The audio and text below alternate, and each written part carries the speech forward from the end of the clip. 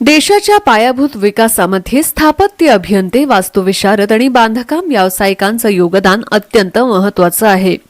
बदलत्या काळात कृत्रिम बुद्धिमत्ता म्हणजेच एआय आणि आधुनिक तंत्रज्ञानाचा अवलंब करून बांधकाम क्षेत्राची गुणवत्ता आणि सुरक्षितता वाढवण्याला प्राधान्य द्यावं, असं प्रतिपादन गुन्हे अन्वेषण विभागाचे विशेष पोलीस महानिरीक्षक डॉक्टर राजेंद्र डहाळे यांनी केलं. Builders association of India BAI Pune सेंटरतर्फे आयोजित आणि BG Shirke construction technology private limited प्रायोजित 29व्या BI Shirke well built structure competition 2025 या पुरस्कार वितरण सोहळ्यात डॉक्टर राजेंद्र डहाळे बोलत होते. हॉटेल शेरिटन ग्रँडमध्ये झालेल्या या कार्यक्रमावेळी ऑल इंडिया BAIचे माजी अध्यक्ष R राधाकृष्णन, BG शिर्के कंपनीचे RB सूर्यवंशी, BAI महाराष्ट्राचे अध्यक्ष जगन्नाथ जाधव, BAI पुणे सेंटरचे अध्यक्ष अजय गुजर, WBSCचे अध्यक्ष सुनील मते, उपाध्यक्ष महेश मायदेव व सचिव राजाराम हजारे, सचिव CH रतलानी, खजिनदार महेश राठी आदी उपस्थित होते. यंदा BAI पद्मश्री BG शिर्के जीवन गौरव पुरस्कार निर्माण रत्न 2025 युनिव्हर्सल ग्रुपचे संस्थापक रोहिदास उर्फ दादासाहेब मोरे यांना प्रदान करण्यात आला. पुणेरी पगडी, शाल, सन्मान चिन्ह, मानपत्र आणि 1,11,000 रोख रुपये असं पुरस्काराचं स्वरूप होतं. मोरे यांनी पुरस्काराची रक्कम कामगारांच्या मुलांना शैक्षणिक मदत करण्यासाठी BAIकडे सुपूर्द केली. यावेळी बांधकाम क्षेत्रातील विविध विभागात उल्लेखनीय काम करणाऱ्या कंपन्यांना सन्मानित करण्यात आलं. एकता कपूर व संजय आपटे यांनी सूत्रसंचालन केलं.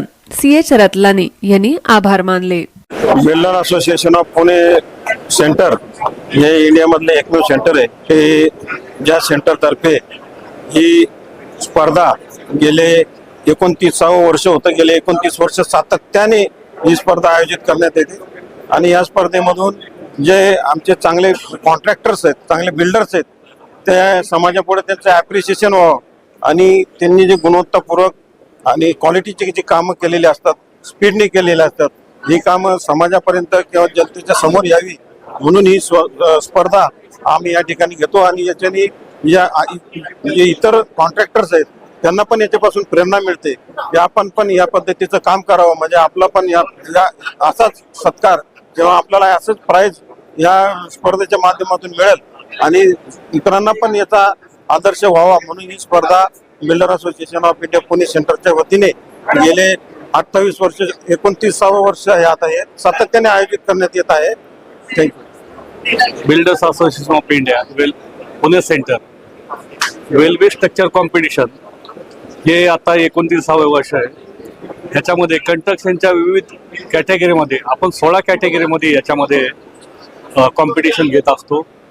कंस्ट्रक्शनच्या ह्याच्यामध्ये इन्फ्रास्ट्रक्चर, इंडस्ट्रियल, बंगलो, रेसिडेन्शियल अशा विविध प्रकारच्या 16 कॅटेगरीमध्ये आपलं हे कॉम्पिटिशन आहे. कसा रिस्पॉन्स होता सर? रिस्पॉन्स ऑल ओव्हर इंडियातून आम्हाला रिस्पॉन्स होता, पण त्या रिस्पॉन्सला त्यांचं पूर्ण म्हणजे या कॉम्पिटिशनला पूर्ण करण्यासाठी आम्हीच थोडंसं कमी पडलो की ऑल ओव्हर इंडियाचं काम करण्यासाठी ते काही आमच्याकडे दिल्ली, कलकत्ता, इंदोर ह्यांचे सुद्धा आले होते. त्यातले आम्ही 1-2 इंदोर वगैरे यांचे सुद्धा आम्ही कॉम्पिटिशनमध्ये त्यांनी भाग घेतला.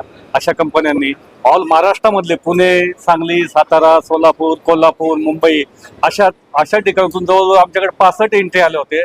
त्यातल्या आमच्या 53 एंट्री त्यांनी लाईफ टाईम अचिव्हमेंट अवॉर्ड निर्मल रत्न हे देण्याचं सुरू केलं आणि ते बऱ्याचशा माझ्या मेंटॉरला मिळालेले आहे. त्यामुळे मला ही अवॉर्ड स्वीकारता खूपच आनंद आहे.